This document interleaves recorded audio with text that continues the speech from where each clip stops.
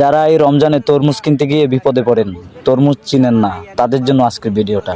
পাকা ফল আর কাঁচা ফলের একটা কিভাবে বুঝবেন এই জিনিসটা আমার এই 1+12 বছরের অভিজ্ঞতা দিয়ে আপনাকে বুঝিয়ে দিতে আছি। এই দেখেন, এই যেমন এই একটা ফল, এই একটা ফল, এই ফলটা কিন্তু একটু সাদা, এই যে পেটটা, আর এই পেটটা কিন্তু একটু হলুদ। তার মানে কি দিতে পারেন, এইটা হচ্ছে পাহা ফল, আর এইটা যে সাদা এইটা হচ্ছে কাঁচা ফল। আর একটা বিষয় হয়েছে, যেমন এই যে পাহা ফলটার যে গাছের রেটটা, এই রেটটা দেখবেন এই অনেক ছ্যাবড়াই গেছে, মানে অনেক ছ্যাবড়া হয়ে গেছে এই রেটটা। আর কাঁচা ফলটার দেখবেন এখনো, যেমন এই কাঁচা ফলটার এখনো ছ্যাবড়ায় নাই, এটা চিকন ভাবে আছে, মানে এই তরমুজটা আরো ফলবে, আরো ভিতরে পানি জমবে, এরপর এটা পাকবে।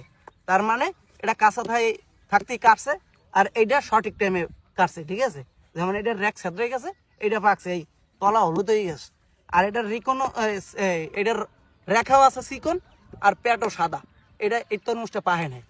তাই ভিডিওটা যদি ভালো লাগে আপনারা কমেন্টে অবশ্যই জানাই দেবেন।